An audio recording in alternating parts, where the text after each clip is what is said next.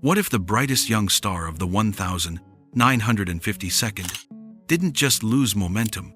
He was pushed to the margins by secrets no one was allowed to name. Sal Mineo exploded onto the scene with Rebel Without a Cause, charmed critics in Giant and Exodus, and before his 23rd birthday became a two-time Oscar nominee.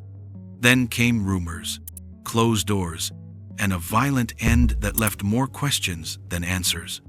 Tonight, we're opening the drawer everyone pretended didn't exist. Whispered romances, studio pressure, and the cost of living honestly in an era built on illusion. Some of what follows lives in public record. Some lives in the fog of rumor, gossip columns, and studio spin. We'll flag those moments clearly.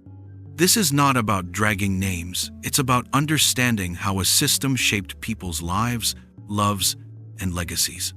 The rise before the rupture. Sal Mineo didn't just get lucky, he earned it. Bronx kid, stage-trained, unnervingly expressive on camera. His performance in Rebel Without a Cause didn't feel acted, he looked like someone caught mid-confession. Hollywood crowned him the next big thing. Directors praised his instincts. Magazines pushed the sensitive Rebel brand. Then came the frictions.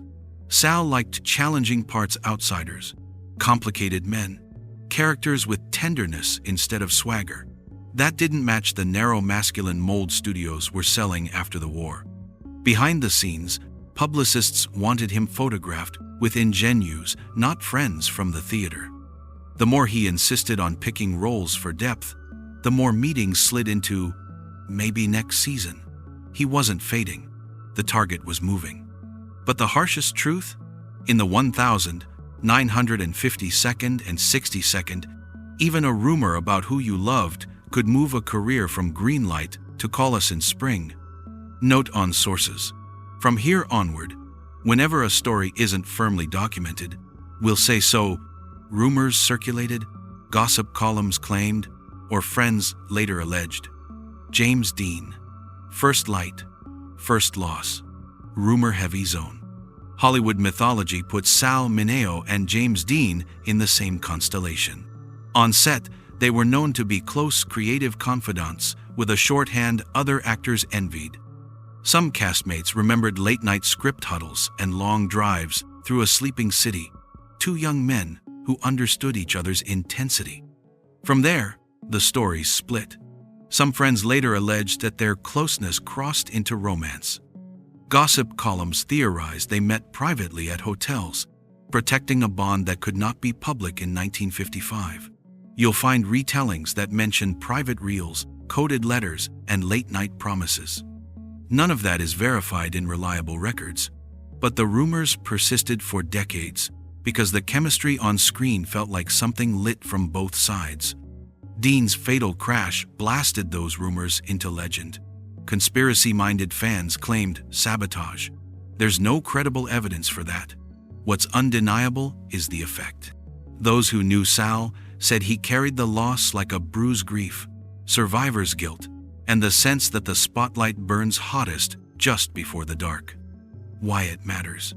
Whether they were lovers or not, Hollywood watched how people responded to James Dean. Sal's depth started to be misread as fragility. And in a business obsessed with invincibility, tenderness is often treated like a risk. Public smile, private storm, the Jill Howarth years, documented relationship, rumors around it flagged. Sal and actress Jill Howarth were a very real couple. They worked together, appeared publicly, and depending on the source were even engaged. What's fact? She loved him, he cared for her, and their pairing looked perfectly on brand to the studios. What's fog?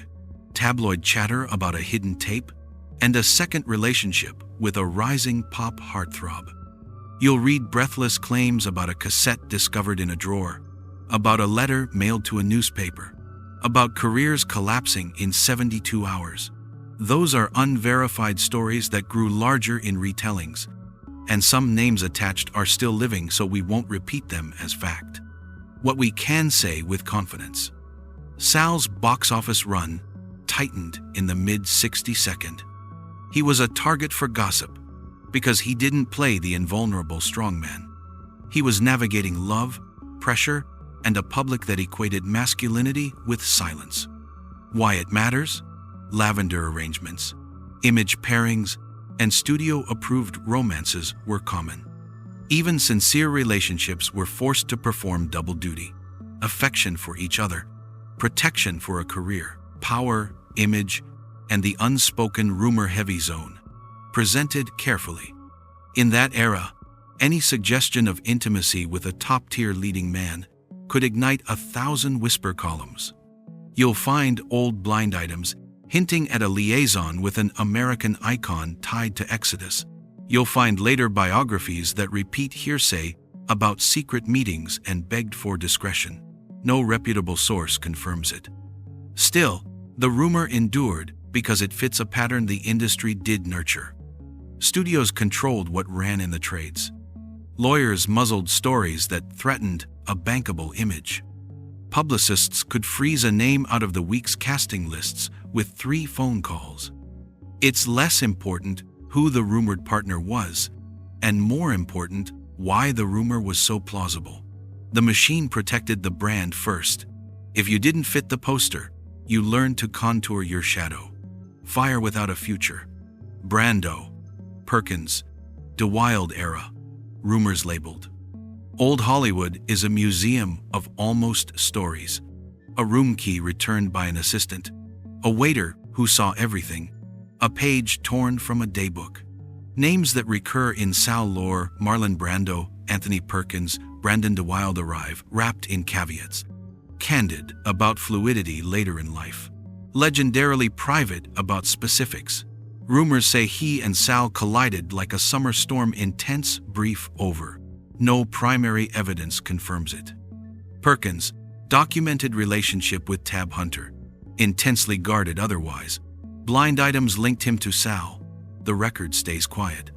DeWild. Fame, young, quiet, exit from center stage. Occasional whisper pieces tried to lace his timeline to Sal's 18. Speculation, not documentation. Why include this chapter at all? Because the rumor ecosystem itself shows the climate Sal moved through. For men in that era, desire was treated like contraband. The mere suggestion could ding a box office return. Gossip wasn't just noise, it was leverage. Choosing art in a business town. While the rumor mill spun, Sal kept working. Stage, television, smaller films, places where character mattered more than opening weekend. He directed. He studied. He took roles that let him be odd, bruised, human. Friends remember a generous colleague who championed younger actors, opened his home for table reads, and chased the kind of parts that got under your skin. He also dealt with the toll anxieties, insomnia, the drag of having to be 2 people at once, the man he was and the brand the town said he should be. Key point, he could have chased safer choices. He didn't. He chose work that felt alive, even when the offers made it harder. Courtney Burr, the one who stayed documented partnership, grief treated with care.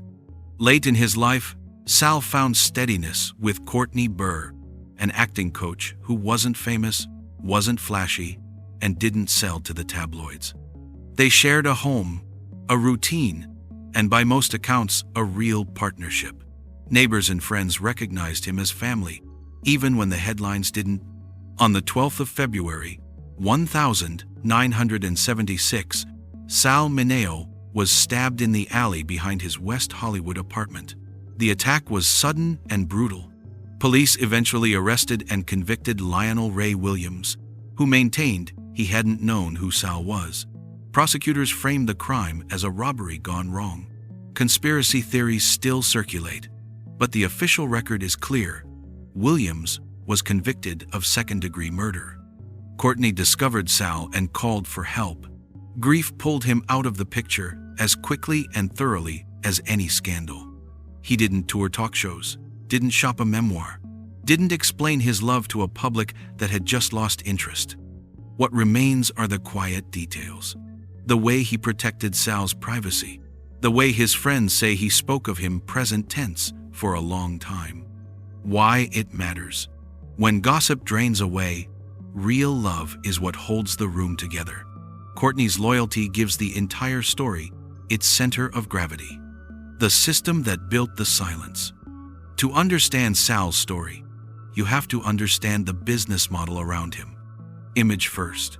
Posters sold fantasies. Any variance from the fantasy got managed. Press control.